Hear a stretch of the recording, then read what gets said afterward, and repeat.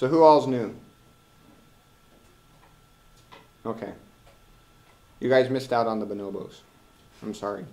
If you want to know what we did in first class, look at the syllabus and look up bonobos and chimps and the difference. But I'm not going to talk about it in class ever again. I'm sorry.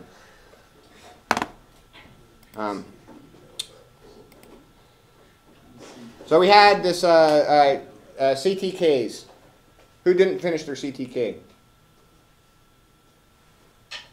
And then the new people, presumably. Okay, so what we're going to do with this is, because we have a statistically significant new population of students, the CTK, if you haven't turned it in yet, turn it in by Friday, 11:59 p.m. If after today's discussion, or if you just think that, if you just know that you did a total crap job on it and you want to redo it, you have till Friday to turn in, and I won't grade them until Saturday, so you can do better. It will say that it's past due, but you should still be able to put it in the Dropbox, and delete your old one, because I get confused. I mentioned I'm a little batty. I'm getting old, and it just doesn't. I don't have the robust intellectual firepower that you guys do. I get confused easily. Yes, ma'am. Just to clarify, you have to do one for all three readings? No. You have to do one. You just have to do one. You pick one and do it.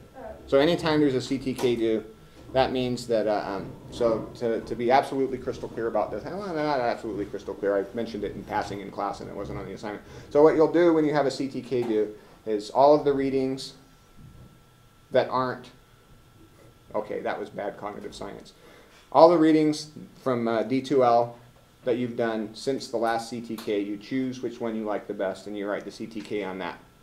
What you cannot write a CTK on is like the readings from Writing Public Lives or Student's Guide. Did anybody do a CTK on Writing Public Lives or Student's Guide? Okay, because man, that would have been, not that there's anything wrong with CTK, or Writing Public Lives or Student's Guide.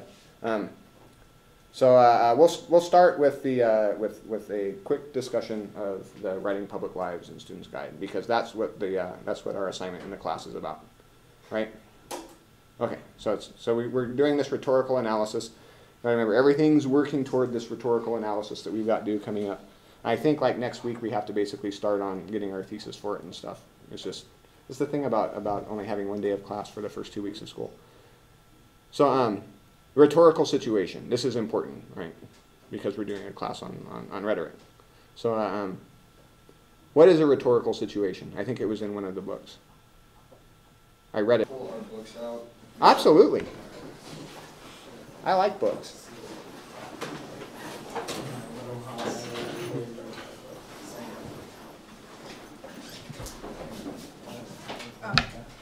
The author speaker, message, purpose, context, and audience. Okay, right from the book. Can you say that one more time, that we've got a little more less bustle? I actually already forgot. Okay. Author, speaker, message, purpose, context, and audience. Okay, so we've got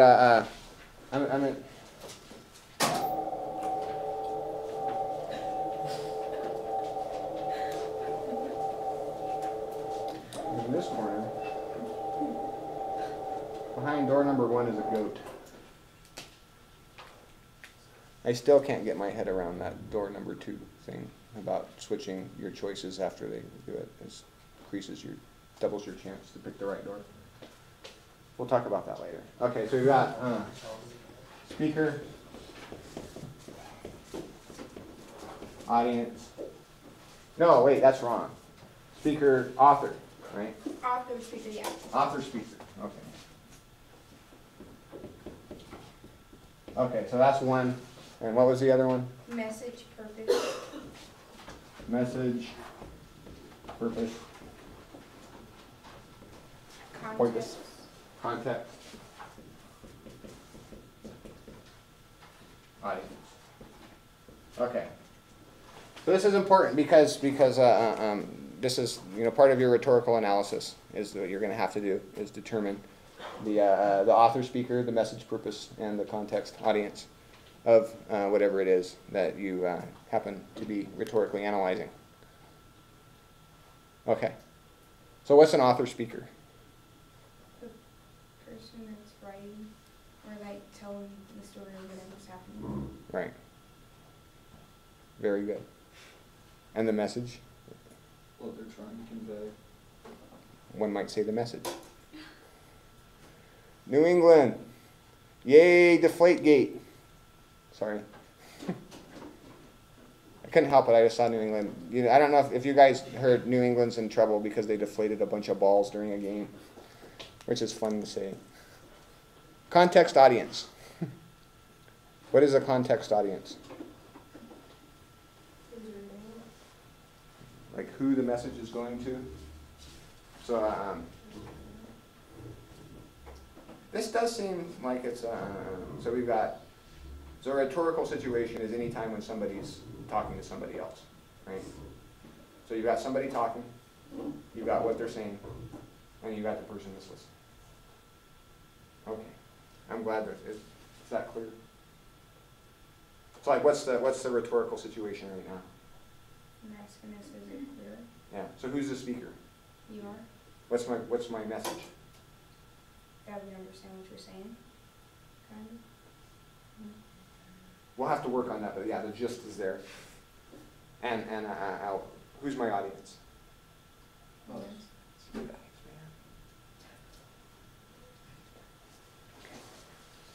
Okay, I think we got that. All right. Everybody got this? Okay. I'm going to erase it, so if you need to write it down. It's also in your book. Okay. And then there's another like triangle of stuff, right? Maybe it was in the other book. So there's the ethos, the pathos, and the logos, right? The different kinds of appeals. Does anybody remember anything about that? I can't remember anything. So what was the logos? Yeah. Yeah. So an excellent example of a logos as an appeal is this morning my 4-year-old dumped her bowl of Cheerios on my dog. And I said, "Oh, my dear 4-year-old, what a dear you are. My little lily of my life," as I call her. "Why, pray tell, did you dump a bowl of Cheerios on the dog?" I was watching the wheels spin. "She said I was stupid." Logic. Dog called her stupid. The dog deserved to get Cheerios dumped on him. The dog didn't care. The dog was like, "Score Cheerios," right? So I have a. So that's a logical argument, right? These are the appeals. Logos. Okay. And then there's pathos or pathos, depending on who's pronouncing it. Oh, all right, that's. What's pathos? Emotional appeal. So can somebody give me an example of an emotional appeal? Just like something that happened in your life, an anecdote, or a commercial or something that makes a very powerful emotional appeal. And you're like, that's an emotional appeal. Oh, so like Nike, like just do it. Okay, yeah. Yeah, it's not logical. Yeah. That Budweiser commercial where they have like a little puppy and then they're growing up with the person and they get in a bad car accident. The puppy's like, "Oh no, where's my owner? Where have they gone?" That's like, "Don't drink and drive." Oh, yeah. Gardener. I've never seen that commercial, but I'm It's devastated. sad. It's very sad. Like, I was Because brought the to guy tears never with comes it. home. You know what? That's it. I'm not drinking and driving anymore. Yeah, anything with puppies. Puppies are the they're the doomsday machine of emotional appeal, right? Puppies will get you. Yeah. That's why you got to look out for them. Okay. And then there's another one. What is it? Huh? You said ethos or something? Yeah. Ethos, I think. So what's ethos? Hmm? Yeah, that's the thing that everybody, it's because it's a trick, because you think ethics, right? But it's got, no, no, it's not. I think that we should go back and grab Aristotle by the ear and say, call ethos something else, because everybody gets it confused with ethics. Because it's not. I've been yammering at Aristotle for a good 13 years now, and the old kook just, it's like he's not even there. So that's not it. That's what everybody thinks it is, and when this class is over and somebody asks you, that's what you'll say it is. And if somebody shakes me up in the middle of the night and says, what is ethos? I'm like, I don't know, like morals. But it's not. What is it?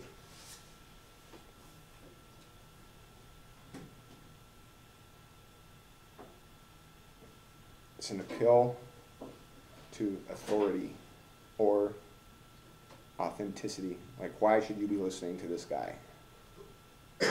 Right? So, like,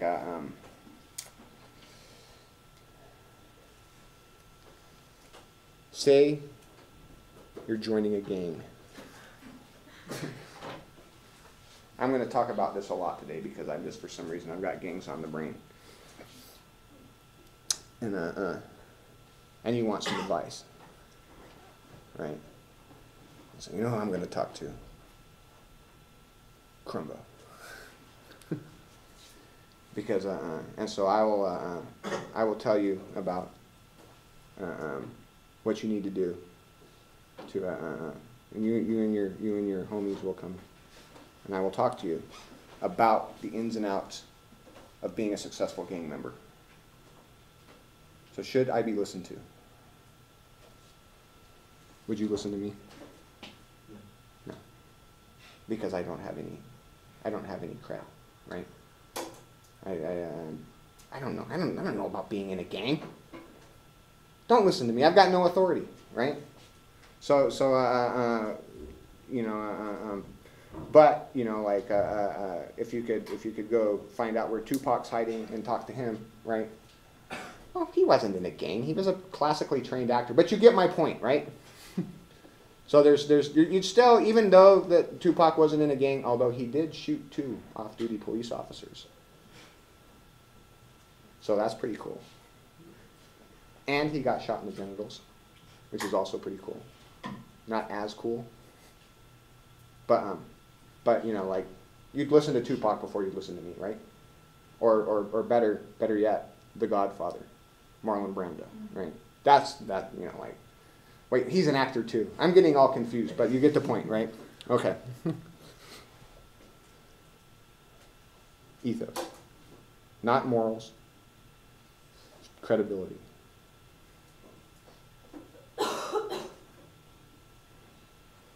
Okay. That's all I want to talk about from the reading, from the textbook readings for today. We'll do more stuff, especially when we start going over the assignment, which I think we do next week. Okay.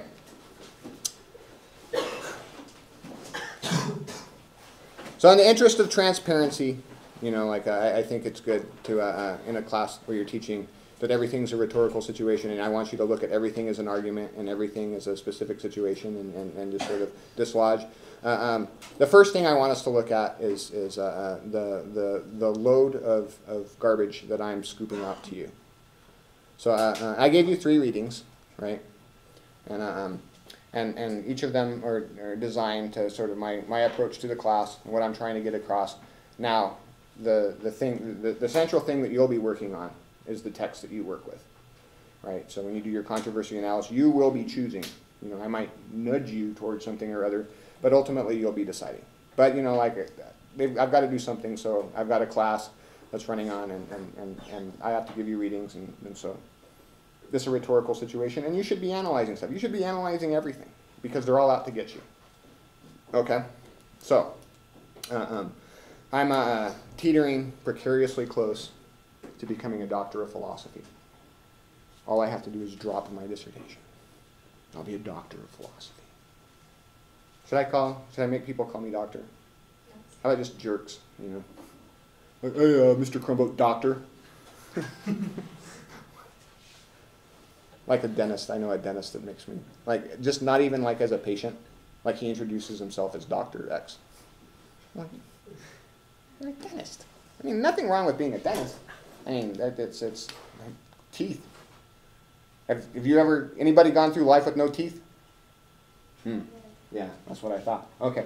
But I'm into this sort of philosophical approach. And so when you're looking at somebody's argument, you know, like you gotta kind of look at it philosophically. At least you do if you're a doctor of philosophy. And has anyone taken any philosophy classes? Oh, fabulous. So hopefully, I don't know what they're teaching in the philosophy department these days. Somebody knows like the 3 major branches of philosophy. So far as the I guess topics. Well, the first, I'll get it rolling. Ontology. Okay, so we've got a lot of people that have taken. Anybody know what ontology is?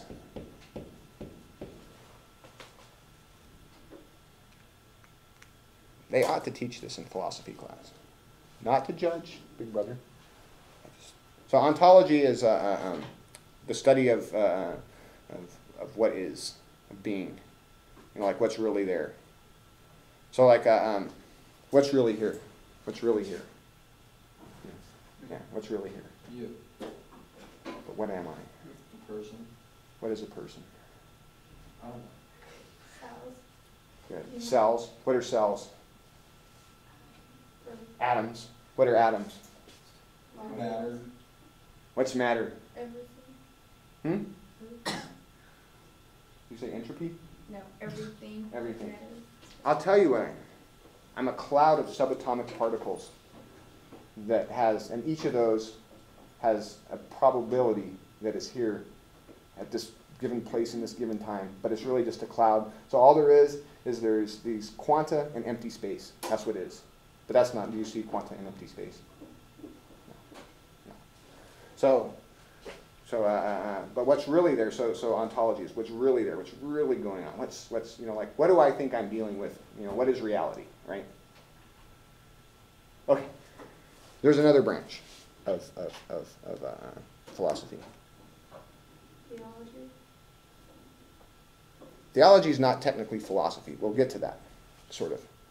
But I'll tell you, it's called epistemology. This one's a little bit harder to spell.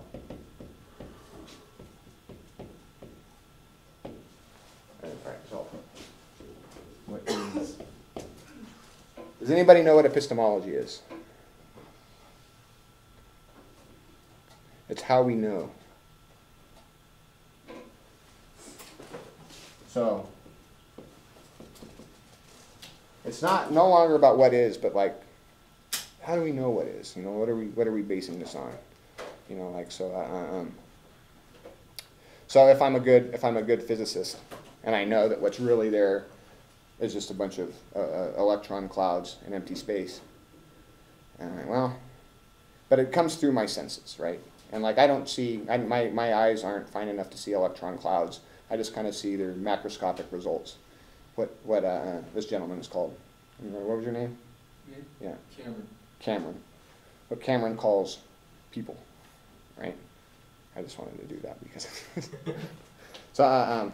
So how do we know that? Well, how do we know it's a person? Looks like a person, sounds like a person. So you know, you get your sense, and that's really not a good example. So I'm just going to keep moving.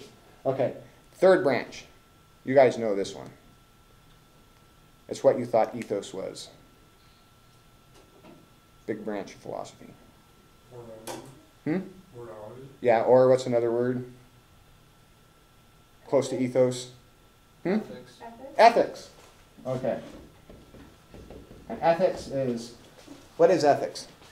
Right from wrong. Right from wrong. Supposedly right from wrong. Yeah. So what I'm gonna quote the great epistemologist that I can't stand, Immanuel Kant. What ought we to do? Because I do like the turn of the phrase of the translation. What ought we to do? So every argument makes ontological assumptions, epistemological assumptions, and ethical assumptions, right? The arguments usually, most arguments that we encounter in life have to do with ethics. But every ethics has an ontological and epistemological under. For example, the gentleman that rants and raves out on the mall. You may have heard him. You may have been prophesied that you yourself will be damned to all eternity because your dress shows a little too much ankle. Oh! Says modesty. So, and as likely as not, this gentleman may have come at you, quoting scripture, proving that you are in fact going to be damned for all eternity. And this is all in the service of an ethical thing, right? Put on some clothes, because you are arousing the lust demons of sin all around you. Woman sin and adultery! Sorry, I get caught up sometimes. And woman sin is a great word. Okay, so what is his ontological assumption? We'll start at the bottom. What is really there? Is he concerned about electrons and outer and empty space? No. What is reality?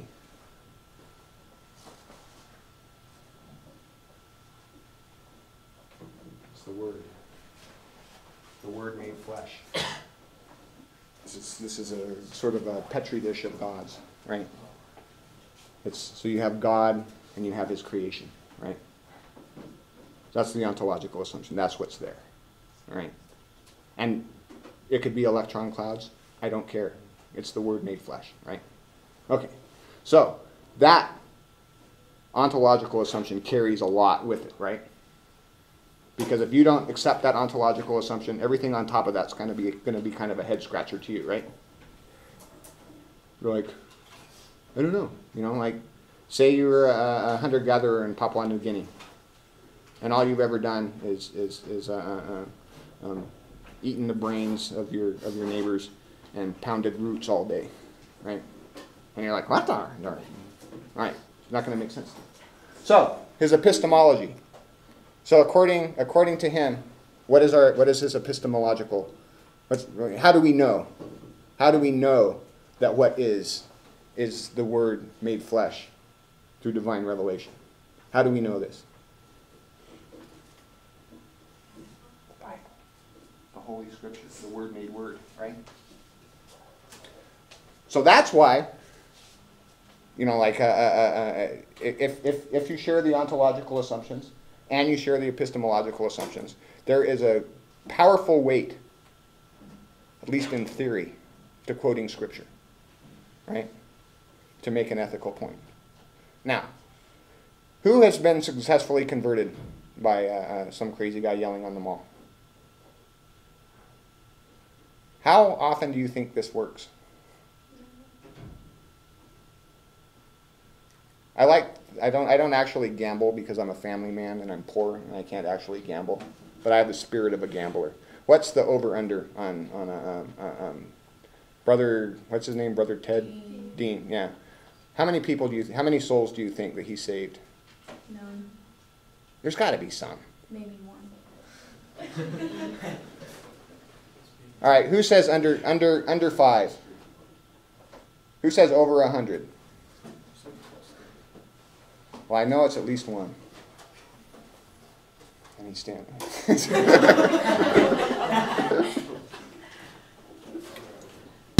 Okay. So no, that's not, and it's not entirely fair to take this Brother Dean, was that it? Mm-hmm. It's not entirely fair to make Brother Dean, but that's his argument. That doesn't mean that his ontological assumption is wrong. It doesn't mean that his epistemological assumption is wrong. It doesn't mean that his ethics are wrong. I mean, it may well be, but that doesn't mean that's just the rhetorical situation, right? That's what he's putting forth. So another crackpot that goes around ranting and raving on campus is yours truly, and I'm teaching a composition class, and I too am putting forth an ontological, epistemological, and ethical pie that I'm serving to you, and you can take it or leave it. Well, you have to take it. You can ignore it. You can deconstruct it. You can put it in the pantry. Who has a pantry? I always wanted a pantry. I don't have a pantry. I'm jealous of you. And I got 3 different works that I made you read, and one speaks to the ontological assumption that I'm bringing forth in the class. And can anybody guess what that is? Pinker reading. The Pinker reading, right? So what's the ontological assumption of the Pinker reading? Just quiet. Just think for 15 seconds. Okay.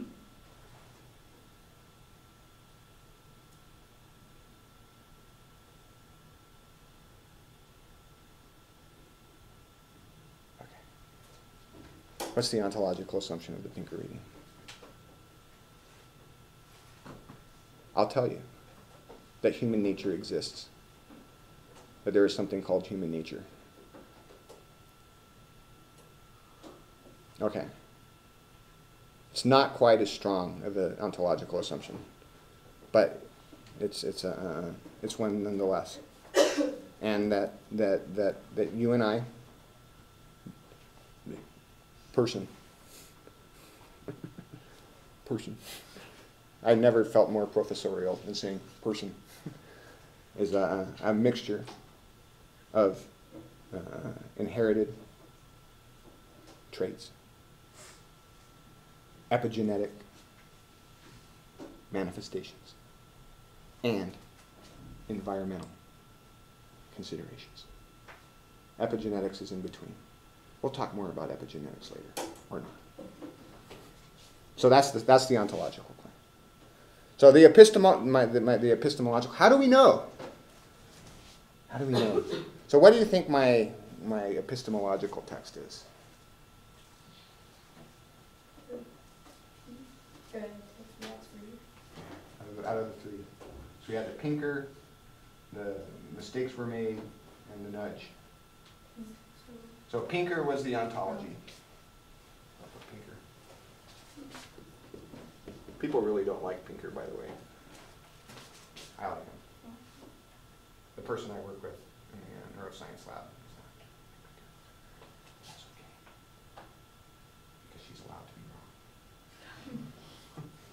I know you're not wrong. Exactly. That's what you always say. There's no answer. Exactly. It's like, oh yes, I've contemplated that paradox. All right, mistakes were made.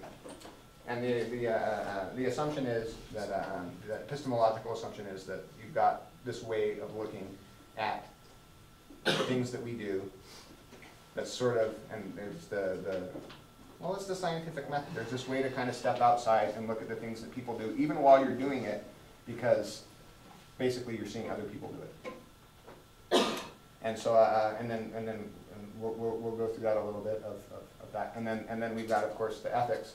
So we had 3 texts. One was the Pinker, one was the Tavris and whatever that her co-author's name is, I forget, and then we had the nudge. So what is the ethics text? Process of elimination.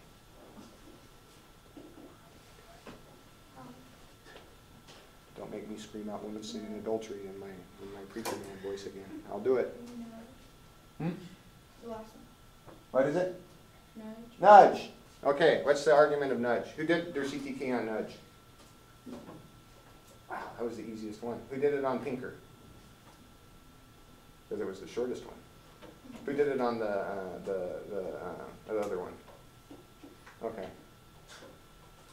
So I'm on my own with the nudge. Okay, that's all right. I can carry the nudge weight. So the nudge was about, it kind of takes these two things for granted. The nudge is that we can be manipulated in ways that we don't know. Subconscious, you might call it. And we're always, every decision that we make that affects other people, we're nudging them one way or the other. And knowing this, knowing that we can control these automaton that are people that don't know what they're doing, they're just blundering through life and trying to avoid cognitive dissonance and obeying their heuristics and biases. We know that we can manipulate them and we can get them to eat carrots or French fries. What ought we to do? Right? That's the question that they're asking. So anybody remember what their solution was? What we should do with this knowledge that we can make people do whatever we want? Should we? Anybody? What do you think we should do? What? Pretend like you could make me do whatever you wanted me to do. Now? Hmm? Right Yeah. now? Yeah. I'm in class right now. Self-interest. So your self-interest should be the guiding principle in manipulating other people. See why that's an ethical problem, though? Oh, yeah, definitely. I mean, Yeah. like, in the case of the school thing, it's like a cafeteria. If you're gonna maximize profit, then like obviously everyone's gonna be a fat ass. Right. But profit's good, right? Yeah, because I mean the asparagus lobby's got nothing compared on the French fry lobby. Trust me, I know. So yeah, so we'll use the text. So here's the thing that Taylor and Sunstein put forward is that you're designing a cafeteria, and you know that whatever you put on eye level right here will be the primary thing that the kids go for. And you have to make this. I see that everyone read this very carefully. And so if you put vegetables there, they get vegetables. Mostly, they'll get other stuff too. But it's their brain focus. This is the main thing. If you put pot roast there, they get pot roast. French fries, Jello, that's what they'll get, right? So and you know this. So whatever you put there, they're going to take lots of. So this presents a conundrum to you. So what if you get kickbacks from the French fry people if they eat a crap load of French fries? You're going to promote French fries, so you Yeah. should- But is that ethical? No. Why not? Because it's the right thing to do. Why? Are French fries good for you? No, they were like bad. Yeah, we get to the fat ass hypothesis. Right? So maximizing profits, not necessarily the best thing to do, right? So but I mean you're sort of playing you're playing, I'm not going to say playing God, but you're playing something here. And like, should you really, like, who are you to tell the kids that they should be eating vegetables, right? So maybe this was another thing, just random. You put it into a ping pong ball dispenser, and whatever ping pong ball comes out, if it's fries, like pot roast, just pepperoni, not even pizza, just pepperoni, or better yet, pepperoni with melted cheese in a soup.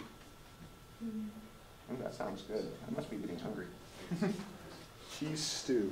Okay, so that would be like, but you can't really do that, right? Because that's stupid, right? Or is it not? Is it stupid just to randomize it, or is that the right thing to do? If, I don't know, if you can back it, then I feel like you're doing it. Because if you say, like, if you're doing it random, you know the outcome that will happen if you use French fries. You know the outcome if you use vegetables. So if it's random, you can just like have a hypothesis what type of movie. Yeah, and it'll all come out just being, it'll all average out. Yeah. Would you rather your kids eat the vegetables or the cheese stew? I feel like if they have enough vegetables, then they can have whatever. Okay. And as long as they're working. But just primarily, I mean, you can still get, no, everything's there, right? Yeah. Well, that or not, right? You just take away the cheese stew.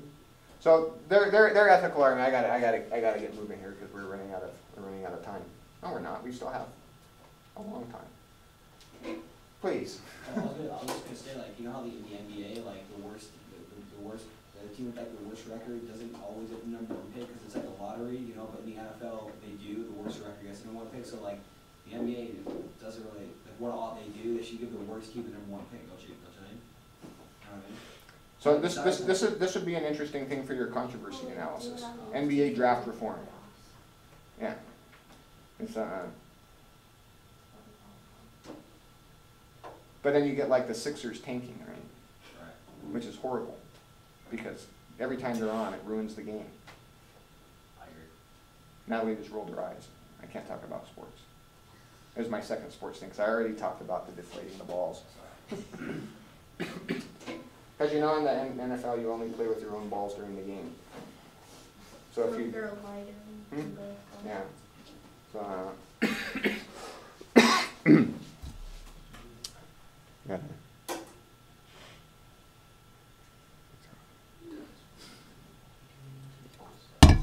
So anyway, the nudge thing, maybe we'll come back to it, maybe not. What they advocate is called libertarian paternalism.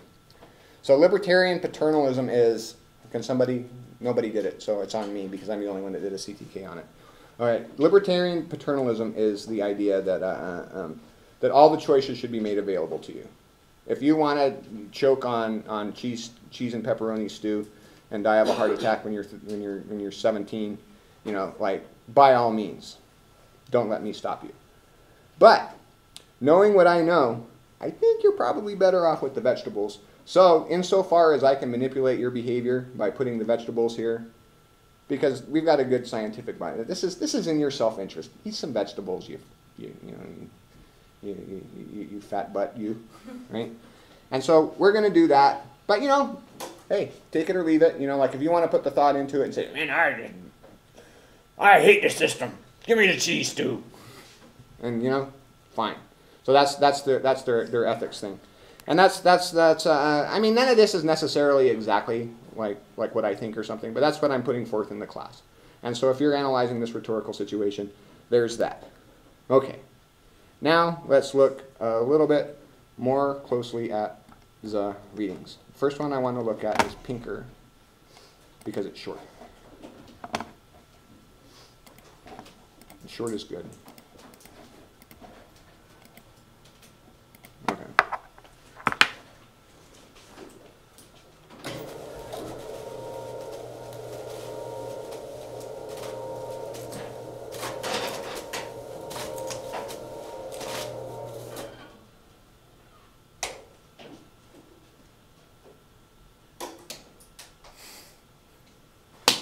Hands off. I get a little grabby with myself when the lights are out.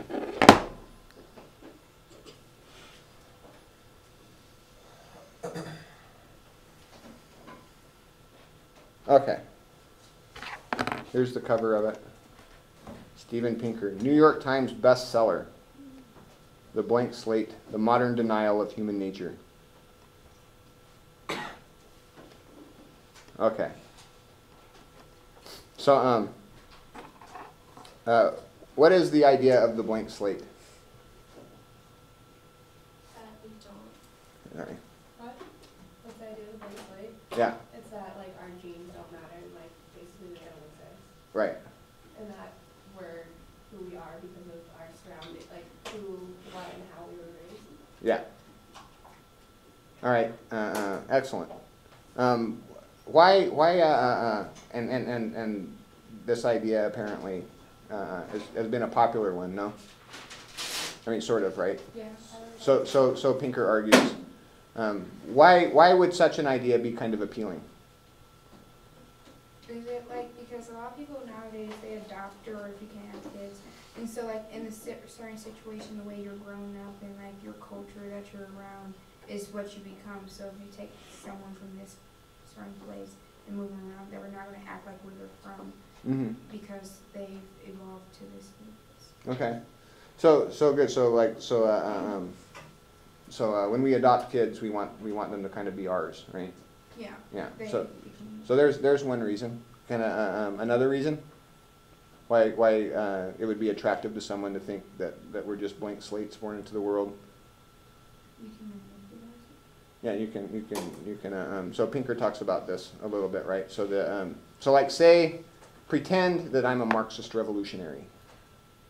All right, I know it's a stretch, and I want to usher in a whole fundamentally different way of human relation, right? So if I think that we're kind of inherently, like disposed to not love all of our brothers unconditionally, and that we're going to kind of cheat and be self-interested and stuff, then my whole communism idea is not going to work. I can't make everybody just naturally get along and just because you know I can't, because you can't change human nature. So what I could do is either abandon my position as being a communist revolutionary, and I don't know if you guys are aware of this, but chicks dig communist revolutionaries, and I am not entirely ready to give that up. Or I could say, no, there is no human nature. We are what we may. If we redesign society, we will corral everyone into being good communists. Right? Seems like a good idea, right? I mean, the bonobo thing, right? Why not, right? But if we're actually chimps or chimpish, if you've got half bonobos and half chimps, the bonobo thing's not going to work that well, right?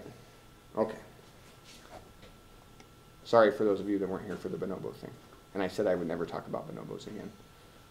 But I did. That's okay. All right. So, so Pinker, does he like the blank slate idea? No. And why does he think that it's not? Does he think that it's? Does he think that there's no that environment does not affect who we are and what we do? No. So can somebody tell me? And somebody did a CTK on this one. Can somebody tell me what Pinker's thesis is? Yes, ma'am. He thinks that we're putting too much of an emphasis on nurture, Uh-huh. that nature is more important. Or at least as, right? It's important, yeah. Yeah. Okay. Good. And yeah. Does anyone disagree with that? That's Pinker's thesis? You can disagree with the thesis. So I want to look at it, and then I want to do a little bit of a really, really brief, just general kind of like let's look at how he introduces this, because I think that I mean, he might be wrong, but I think he does an interesting thing to introduce the topic here. So let's look at the rhetorical situation. All right. So what is the rhetorical situation? So we look at the it was this up here. Author, speaker. Who's the author or speaker? Yeah. What can we kind of what do we know about Pinker? Or what can we tell if we didn't look anything up? Or if we did look it. Can anybody tell me anything about Steven Pinker? Or just guess something from reading? He challenges an idea. He challenges an idea. Okay, so he's so as a personal characteristic, he's just sort of he's a kind of a contrarian. Okay. And he used other people's like facts and details and show like how they tie into what he's saying or how they go against. Okay. Like, who is he? Like, is he an evangelical Christian? Is he a former crack addict janitor turned upstanding father? Maybe, but it's not relevant, right? So he's probably some sort of like intellectual type, right? Yeah. Uses big words, right? Anybody that says simplistic dichotomy between heredity and environment, like, so probably what, 8th grade education? Maybe college educated, colleges, okay. So, I mean, does he kind of seem like he knows what he's talking about? Yeah. Okay. So probably somebody that kind of knows what he's talking about. Whether I mean, you might be wrong, but he seems to know what he's talking about. And the rhetorical situation is and I included the cover for you. So what's the context and the audience? What form of argument is this? What form is this argument taking? You're getting ahead of me a little bit. There's audience and context, right? So who's he trying to talk to? That's the people. Like, So the temptation is to say a general audience, yeah. but we want to be more specific than that. because there's no such thing as a general audience. You might think that you know, like sometimes you might think that you're trying to talk to everybody, but you never are. So, evangelical Christians, gang members, specialists in the field. Yeah, because he's proven like fact after fact, and like he's using other people's studies to say that. But we know that specialists in the field read specialist journals, right? And this is a book. And not only is it a book, I know this as a person that's writing an academic book. There's a difference between what I'm doing and something that's going to actually sell, let alone be a New York Times bestseller, right? So we can look at this and think, okay, so this audience is not just going to be, because how many people actually like really specialize in studying the difference between nature and nurture, do you think? Yeah, maybe like 100. Not enough to float an international bestseller, right? So we'll say college educated, some leisure time, you know, like sort of armchair philosophers, you know, like they're interested in ideas, but they're not necessarily on the cutting edge of philosophy. They're not, you know, like, it's not Aristotle or anything, but so, you know, like and it's he introduces it as an academic argument, but he also talks about how the ideas infiltrated popular culture and stuff. So he tries to relate it to, like, this isn't just an academic concern, right? I'm just going to start doing this all the time. It's not an academic concern. You start doing everything. Okay, so that's the rhetorical situation. So then we look at his strategy. So what is his hook? Everyone take 15 seconds and read.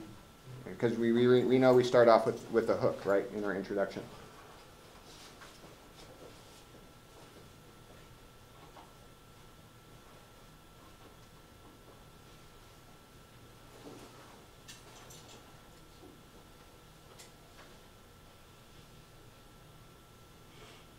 Okay, so what does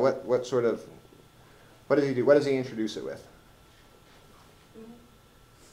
He's trying to make like the people who seem dumb if they think, like, well, not dumb, but like say that they're wrong if they think any other way than what he's about to explain. Right. So that's what he gets to, but he starts off by with a quote, right? Who's the quote by? His colleagues. But is it any particular person? And then he says it's just, this is the kind of reaction. So nobody actually said this, right? So this would be, if we were being really strict, this is the straw man fallacy, right? So he's having somebody articulating the position that his book is a dumb idea and it's a waste of time, right? Like, don't do this. Everybody knows this, right?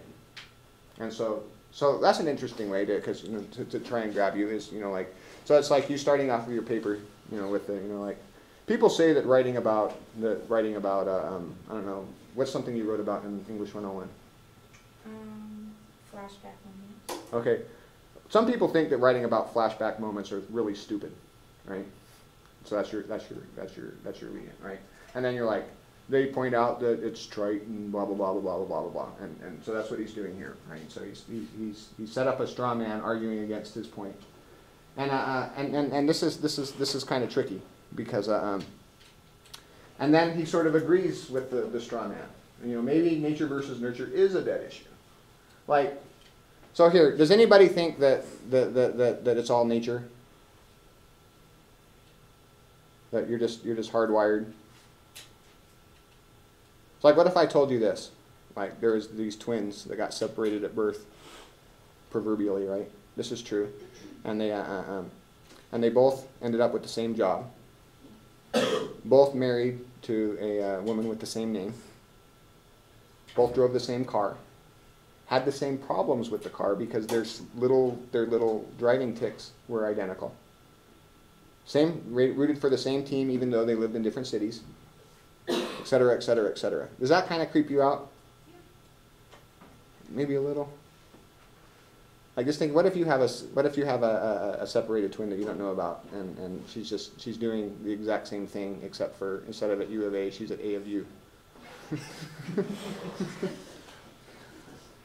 So I mean, Probably not, but I mean, you could make a case. So anyway, but no, I mean that's kind of crazy, right?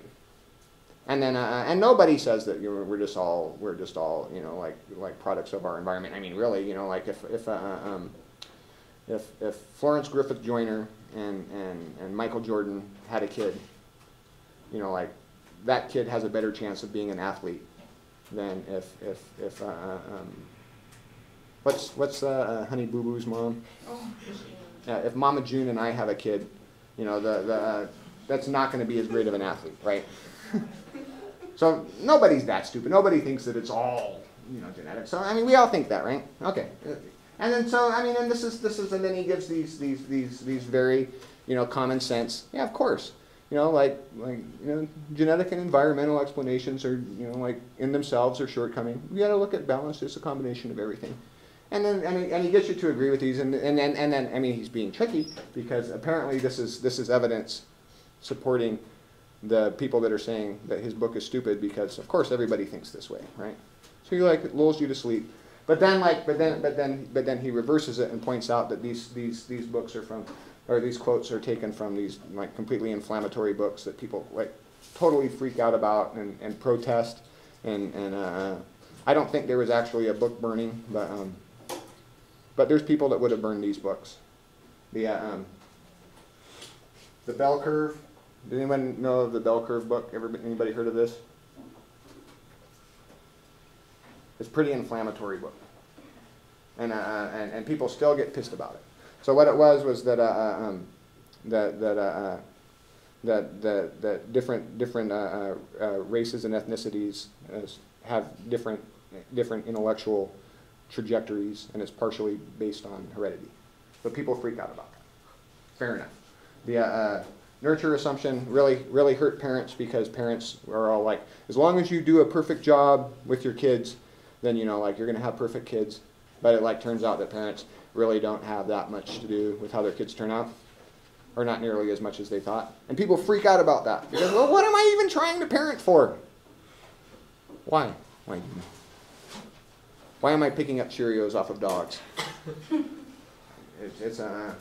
And then my personal favorite, A Natural History of Rape by Randy Thornhill and Craig Palmer. And what they do, theirs is that's the one that I actually have to actually deal with some of this controversy in some of my work that I do. But they said that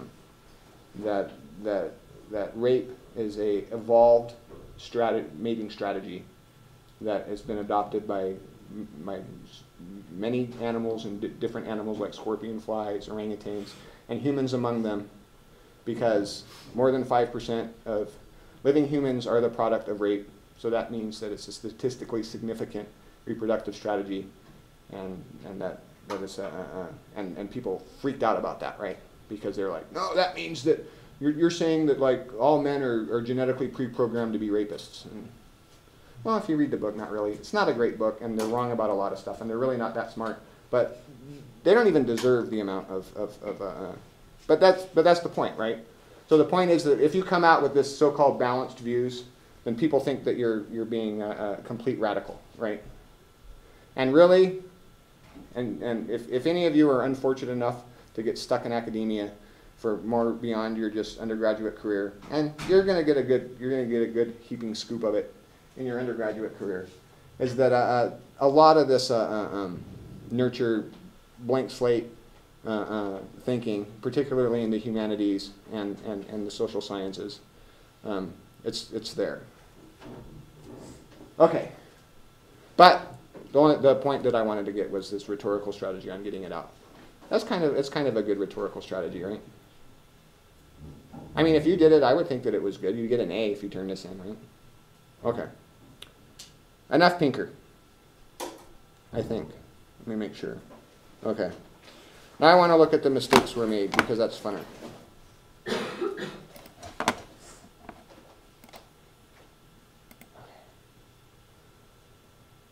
It'd be easier if it wasn't so hot. We're almost there. We're almost there. Okay.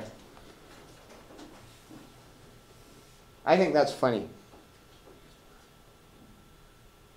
Just because he painted himself into a corner as a cliche. But okay, mistakes were made, but not by me. Okay. So we'll just jump into the reading. Some of you did. Now, who all did this one again? Okay. What was good about doing this one? I don't know. There's been a lot of examples. Yeah, so there's a lot of examples. It's clear. It's got subheadings. Subheadings are good, right? It points you to the main ideas. So what was bad about it? There are too many examples. Yeah, it's really long, right? Yeah. Yeah. That would be the. I was going to do this one, but I ended up doing the nudge because there wasn't enough in the Pinker, and this was too long. Okay. So the central concept here is this cognitive dissonance thing, and who's the neuroscience guy in here? All right. So because I have a neuroscience guy in here, I've got to cover my neuroscience bases. So I'm sorry to everyone else. But cognitive dissonance, I'm just going to put it off to the side, is not the right way to think about it. Because what's really happening, what they're describing as cognitive dissonance in cognitive psychology, what's really happening is anterior cingulate cortex activates and creates a chain of events that makes you, responds to uncertainty. It's not dissonance, it's just uncertainty. And then it doesn't shut off until the DLPFC, dorsolateral prefrontal cortex, manages to deactivate the anterior cingulate cortex and restores what they call cognitive consonance. But that's not really the metaphor for it. So it's so that being said, if you're not going into neuroscience, I'm just going to pretend like cognitive dissonance is a real thing because the effects they're describing are real. It's just, are you satisfied with that? Okay. So I might see you in the fMRI lab, and I don't want you to tell anybody that I'm a jackass that believes in cognitive dissonance. I live in fear of such moments.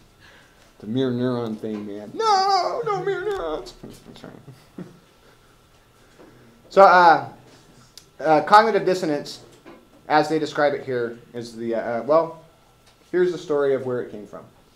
Would you like me to go over the story, or have you imbibed it enough that I don't need to go over it? Go over it? No? Don't go over it? Let's call it. I think we can get it. I'm going over it because I want to, because I like talking about it. Executive override. Free community college. I don't care what you vote. All right. I wish that I could get my money back from community college. So this guy, Leon Festinger, and his graduate students deviously infiltrate this doomsday cult, right? Am I glowing? So they call her Marion Teach. That wasn't her real name. I used to know it. I don't know what it is. She said that the world's going to end at midnight on day X. And these guys were like, you know what? Leon Festinger and his grad students. I don't think the world's actually going to end on midnight on day X.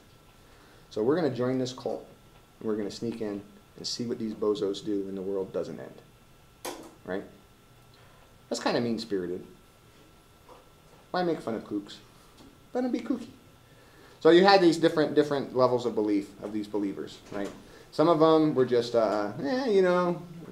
it's a place to meet people, so, I'll hang out with these guys. Maybe it's good, maybe we'll go off. Because the thing, not only is the world going to end, they're going to be saved by aliens who swoop down in a flying saucer and save them because they're the chosen ones, like Noah, except for without the animals. They're sitting there, praying, getting ready to be taken because they're the chosen ones. I wish I was the chosen one. Actually, I'm very glad that I'm not. Okay. And then midnight comes. I forgot. Some people quit their jobs, dropped out of school, told their bosses to go F themselves, just gave away their house, sold, just gave everything away because why not? Right? Here, take my car because even though the world's going to end, I'm not going to be needing it. Well, these people will think good of you as the world blows up. That Crumbo, hell of a guy. Right. But midnight comes. And they're standing around. Imagine how awkward this is. I looked at the clock. It's midnight. Nervous glances. Oh, the clock's wrong. That clock says that we still got 3 minutes. I want to hear the clock tick. It never does it when I want it to. Clock ticks. Awkward. Awkwardness. Time comes. No, it's not going to happen. People without big investments. Well, if the world's not going to end, I actually am going to need to get to that meeting tomorrow morning. So, next meeting. All right. And the people who really believe and gave up everything, right? They're crushed, right? They're devastated, right? Wouldn't you be? I would be. I don't have as good of a recuperative mechanism for these things. But what happened? All right, you already knew it. What happened to the people that gave away everything? They kill themselves? They didn't kill themselves. They spun it. And enough time came by, they flipped the whole script on that booty. Flipped it like a pancake. Not only were they not wrong, they were even righter than they knew. Because by sitting there and praying, the fact that the world didn't blow up is proof that they were right. Because they intervened and saved the world. Awesome. So everyone, moment of silence for Marian Keach and her devout followers for saving the world with their prayers. So these guys didn't come off all chastened and stuff. They went out and they're like, "Argh."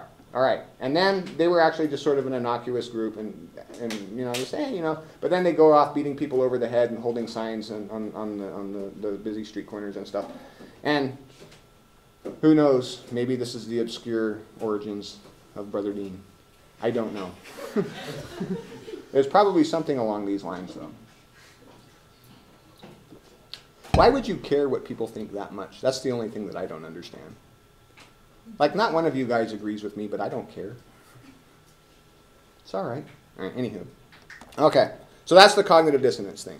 And the funny thing about cognitive dissonance is that we really don't like it, and it's way easier to distort reality than it is to change ourselves. So when the Alcoholic Anonymous mantra, you can only change yourself.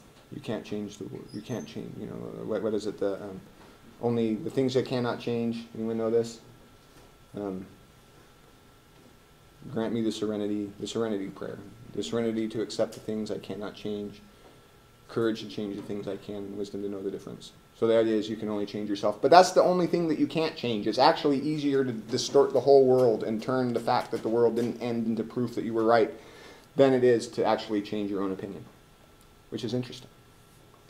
Especially for people that need to write persuasive arguments. Okay. So that's the idea of cognitive dissonance. So then they start going through all of these crazy things that people do to assuage cognitive dissonance. One of my favorite words, assuage, A-S-S-U-A-G-E. It's on the GRE, if any of you take the GRE. It means to soothe. Assuage. It's sort of soothing. With many S's.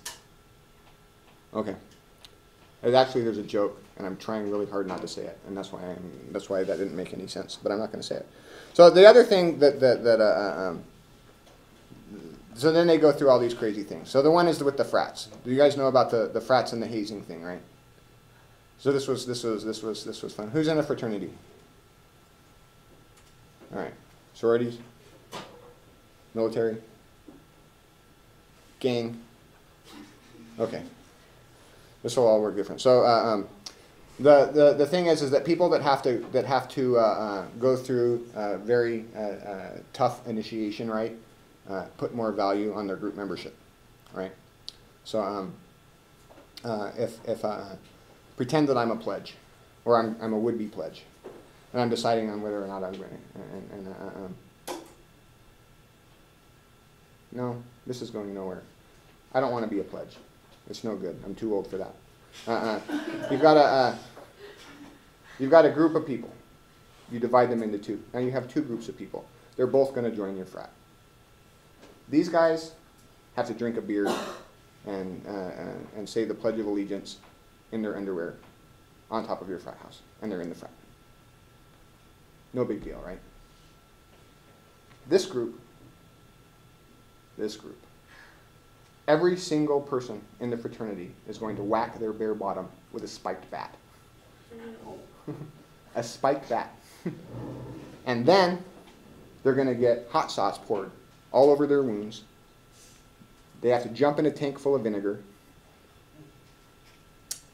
Then they get tied up and tickled. And then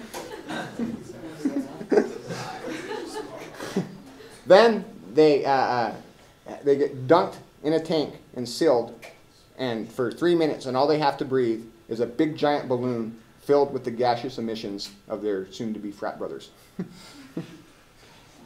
And then they have to email a naked picture of themselves to their grandmothers. So who's going to like the frat more coming out of this? Yeah, of course. God, you know what I went through to get in this stupid frat? So, and this brings to bear on current controversies, right? Because like we know that like hazing's bad, right? So, but if hazing actually makes for stronger group cohesion, does that complicate the ethical argument? Yes. All right, so let's say this. So for frats. All right, everybody close your eyes. Because I want to do a blind test and I don't want to make you guys buy clickers. Who thinks secretly in their deepest of souls that hazing is actually a good thing for fraternities? Excellent. Thank you. All right, you can open your eyes. So, but fraternities are kind of, I mean, it's a good way to, it's a good career move. It's a good thing to do. Fun way to spend afternoons. You know, good parties. But you don't really need that kind of camaraderie. But what if, like, you're on an NFL team, a sports team, right? Because teamwork is important, right? You're supposed to love your team, right? So in sports, if it actually does make your team closer together, and a closer together team does perform better, and like your whole raison d'etre or raison to eat, as one student emailed me once, is that you're supposed to win. Right? So, and if you're being a closer group, is hazing okay for sports teams?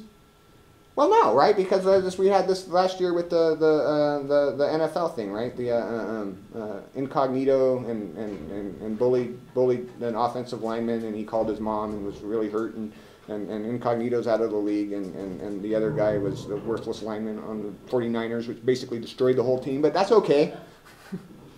But maybe a little bit more. So everybody close your eyes again and tell me who thinks secretly in their deepest heart of hearts that maybe a little bit of hazing on a sports team is a good thing to create camaraderie. A few more. Okay, thank you. Military. Can't haze in the military anymore, right? There's a movie about this. Anybody seen this movie? It's Jack Nicholson, You Can't Handle the Truth. Okay, so it's about hazing, and the idea is, so these are the people that like fight and defend, right? You got a couple minutes, you don't need to pack up.